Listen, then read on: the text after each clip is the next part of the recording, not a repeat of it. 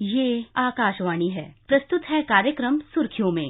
इसके अंतर्गत आज सुनिए 43वीं जीएसटी परिषद में लिए गए महत्वपूर्ण निर्णयों पर चर्चा। इसमें भाग ले रहे हैं आर्थिक विश्लेषक शुभोमय भट्टाचार्य जी और आकाशवाणी संवाददाता कमल कुमार प्रजापति। कल जीएसटी काउंसिल की 43वीं बैठक में कई अहम निर्णय लिए गए। करदाताओं को राहत देते हुए बैठक के बाद वित्त मंत्री ने प्रेस कॉन्फ्रेंस में जानकारी दी कि छोटे करदाताओं के लिए जो लेट फीस के साथ रिटर्न फाइल करने वाली एमनेस्टी स्कीम है, उसकी घोषणा वित्त मंत्री द्वारा की गई। इसके अलावा वार्षिक रिटर्न फाइल करने की प्रक्रिया को और सुलभ बनाने के बारे में भी वित्त मंत्री द्वारा जानकारी दी गई। शुभमय जी, कल की बैठक में जो एक अहम निर्णय जिस पर हम चर्चा की शुरुआत करना चाहेंगे कि कोविड उपचार को लेकर उपकरणों और दवाइयों की इंपोर्ट ड्यूटी पर काफी विमर्श हुआ, चर्चा हुई और एक अहम निर्णय में वित्त मंत्री द्वारा ये कहा गया कि बाहर से कोविड उपचार के लिए जो आने वाले सामान हैं उन पर आईजीएसटी को हटाने का निर्णय लिया गया और ये जो छूट है वो बढ़ाकर 31 अगस्त तक कर दी गई है। तो मैं आपसे पहले तो इस पूरे विषय पर विस्तृत टिप्पणी चाहूंगा और कोविड के इस दौर में जीएसटी काउंसिल के इस निर्णय को आप कैसे देखते हैं? कल जीएसटी काउंसिल के बैठक में जो निर्णय लिया गया राज्य सरकार और केंद्र सरकार दोनों की तरफ से, क्योंकि जीएसटी एक ऐसा टैक्स है जिस पर दोनों सरकार मिलकर निर्णय लेते हैं, उसमें अहम बात यह है कि कोविड से रिलेटेड जो मैन्युफैक्चरिंग चीजें हैं उन पर टैक्स नहीं लगेगा। यानी कि अगर किसी ने फ्री में भेजा हो बाहर से उस चीज पे भी, अगर कोई देश या कोई सज्जन अपने तरफ से खरीद कर भी अगर कोई हेल्थ के लिए, कोविड सहायता के लिए अगर सामान भेजे तो उसके ऊपर भी टैक्स नहीं लगेगा। ये एक सराहनीय कदम है। लेकिन इससे भी ज्यादा जिस पर सबकी निगाहें बैठी हुई थी वो ये था कि कोविड के लिए मैन्युफैक्चरिंग सेक्टर की जो प्रक्रियाएं हैं उस पर टैक्स लगेंगे या नहीं लगेंगे। जीएसटी का क्रम ऐसा है कि इस पर टैक्स जीरो कर लेना और एग्जेम्प्ट कर लेना, दोनों में फर्क होता है। फर्क क्या है? अगर किसी सामान पे अगर टैक्स किया जाए कि वो जीरो रेट पे टैक्स किया जाएगा तो वो भी एक रेट है, भले ही वो जीरो हो, और वो अगर रेट इम्पोज किया जाए तो उससे जो इंटरमीडिएट मैन्युफैक्चरर्स है उनको सुविधा नहीं होती है। उनको चीजें बनाने से जीएसटी का जो लाभ है वो उठा सकते हैं। लेकिन अगर एग्जेम्प्ट कर दिया जाता कि इस पर जीएसटी बिल्कुल ही लागू नहीं होगी तो वो एक असुविधा का पोजीशन बन जाता। क्यों? क्योंकि फिर कंपनीज जो उन मैन्युफैक्चरिंग के लिए अपना सामान दे रहे हैं उनको कोई जीएसटी का फायदा नहीं मिलता, और इससे क्या होता कि मैन्युफैक्चरिंग कंपनीज उन चीजों को ज्यादा प्रोड्यूस नहीं करना चाहेंगे क्योंकि उनको फायदा नहीं है, उनको टैक्स का कोई बेनिफिट नहीं है। तो कल इस चीज पर एक ग्रुप ऑफ मिनिस्टर्स का पैनल गठन किया गया है जो इस पर राय देंगे। अब साधारणतः लग सकता है कि भाई एक ऐसी चीज पर टैक्स तो होनी नहीं चाहिए, कहने के लिए सही है, लेकिन ये भी सोचना पड़ेगा कि जीएसटी या कोई भी टैक्स जो आ रहे हैं वो केंद्र और राज्य सरकार दोनों के लिए वो एक रेवेन्यू का स्रोत बन जाता है, जिससे वो आगे का खर्च, हम जैसे कह रहे हैं वैक्सीनेशन का खर्च, ऑक्सीजन का खर्च, बाकी और भी चीजें जिस पर इस वक्त खर्च करने की जरूरत है, उन चीजों का भरपाई कहाँ से आएगा? वो तो इसी टैक्स से आएगा ना। तो प्राइवेट सेक्टर पर अगर टैक्स लागू किया जाए, और जो अभी लागू है, और उससे अगर जनता को सहायता मिले तो वो बेहतर है, ना कि इस पोजीशन पे हम पहुंच जाए कि टैक्स प्राइवेट सेक्टर नहीं दे रहे हैं और साधारण लोगों के ऊपर बहुत सारे रोजमर्रा के चीजों, छोटी छोटी चीजों के ऊपर टैक्स का रेट बढ़ाया जाना की जरूरत पड़े।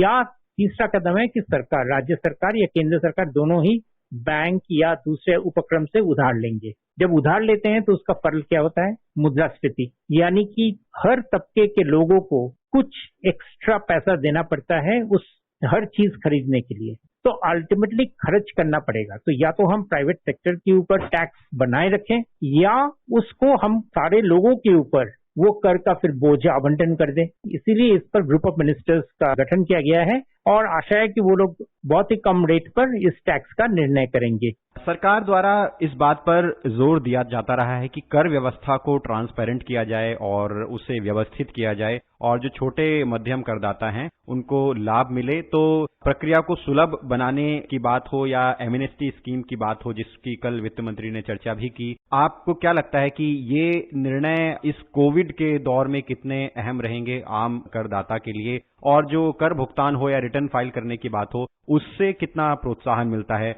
ऐसे सरकार के निर्णय से? जब एमनेस्टी की स्कीम क्या कहा जा रहा है, तो एमनेस्टी का स्कीम का मतलब ये है कि बहुत सारे ऐसे छोटे या मध्यम वर्ग के कंपनी या यूनिट्स हैं जो इस वक्त इस कोविड के दौर में अपने पर्सनल विपदा के चक्कर में या किसी दूसरे वजह से वो अपना कर समय पर नहीं दे पाए हैं और उन पर ये कोई पेनल्टी ना लगे कि वो देर से टैक्स क्यों दे रहे हैं, और इसलिए ये एमनेस्टी स्कीम का जिक्र किया गया है और एमनेस्टी स्कीम शायद आ भी जाएगा और ये सराहनीय है। दूसरा चीज जो इंडस्ट्री की तरफ से सुझाव था कि जो मध्यम और छोटे वर्ग के जो कंपनी यूनिट्स हैं उन सब यूनिट्स के ऊपर ये जीएसटीआर फाइल करने का जो जीएसटीआर 3B जिसको हम कहते हैं मंथली जो टैक्स रिटर्न का जो ब्यौरा है, वो प्रोसेस अभी कुछ दिनों के लिए या कुछ महीनों के लिए मुलतवी किया जाए।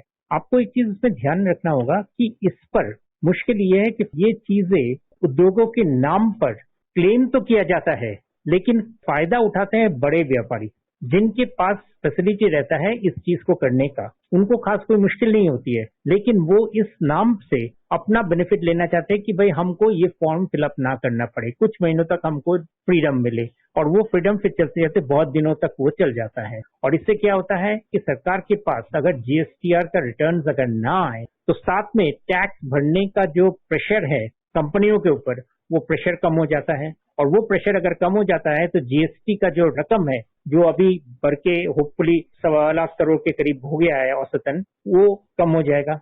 और वो कम हो जाएगा तो फिर से हम लोग जो बात कर रहे हैं कि फिर उसको भरपाई करने के लिए केंद्र या राज्य सरकार दोनों को कहीं से उधार लेना पड़ेगा। तो कुछ कंपनियों को ये बेनिफिट देने से अच्छा है कि उनके ऊपर अगर ये सख्ती थोड़ा बहुत रहे तो बहुत खराबी नहीं है। और इसी तरफ ही वित्त मंत्री ने भी इशारा किए हैं कि इस पर हम अभी कोई निर्णय नहीं लिया गया है, और मेरे हिसाब से इस पर जल्दी से छोटे उद्योगों के लिए अलग से उनको कैपिटल में या उनके दूसरे तरीके का सहायता देना बहुत जरूरी है। और उस सहायता से चल रहे टैक्स के मामले में उनका नाम करके जो एग्जम्पशंस की बातें किए जाते हैं उस पर अगर ध्यान कम दिया जाए तो बेहतर रहेगा। इन मुद्दों के अलावा शुभमय जी, मैं आपकी टिप्पणी वैक्सीनेशन को लेकर भी चाहूंगा, क्योंकि कल वित्त मंत्री ने प्रेस कॉन्फ्रेंस में ये जानकारी दी कि वैक्सीन निर्माताओं को अग्रिम भुगतान के लिए 4,500 करोड़ रुपए भुगतान कर दिए गए हैं। ये भी जानकारी दी उन्होंने कि वैक्सीन की उपलब्धता को बढ़ाने के लिए सरकार द्वारा बाहरी निर्माताओं से भी लगातार संपर्क किया जा रहा है, और जल्द ही हम देखेंगे कि देश में दूसरे टीके हैं वो भी उपलब्ध होंगे। तो अभी जो स्वास्थ्य को लेकर सरकार का वित्तीय खर्च है और इसको पूरा करने को लेकर सरकार के प्रयास हैं, जिसमें कि कल काउंसिल में बात भी हुई, इस पर आपकी क्या टिप्पणी है? वैक्सीनेशन का दौर बढ़ाना का जरूरी है, इस पर तो कोई चर्चा का सवाल ही नहीं है। और अभी हम औसतन 2 मिलियन लोगों का वैक्सीनेशन डेली चल रहा है, जिसको बढ़ा के 10 मिलियन का एक टारगेट अभी नीति आयोग के मेंबर वीके पॉल भी कह रहे थे कि वो टारगेट तक पहुंचना चाहिए।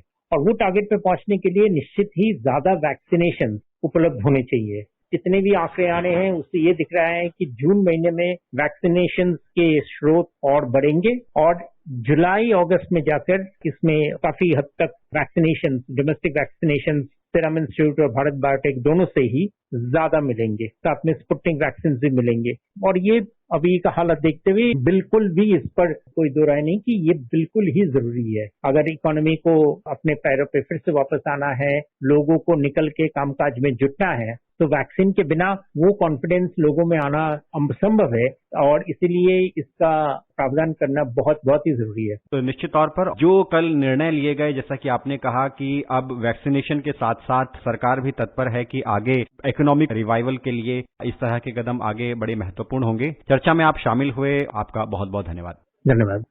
अभी आप सुन रहे थे 43वीं जीएसटी परिषद में लिए गए महत्वपूर्ण निर्णयों पर चर्चा। इसमें भाग ले रहे थे आर्थिक विश्लेषक शुभोमय भट्टाचार्य जी और आकाशवाणी संवाददाता कमल कुमार प्रजापति। ये कार्यक्रम आकाशवाणी के समाचार सेवा प्रभाग द्वारा प्रस्तुत किया गया। इसे आप हमारे mobile app news on AIR पर भी सुन सकते हैं। इस कार्यक्रम के संबंध में अपनी प्रतिक्रिया आप हमें ईमेल कर सकते हैं। पता है airnsdtalks@gmail.com। ये कार्यक्रम फिर से सुनने के लिए लॉग ऑन करें हमारी वेबसाइट newsonair.com।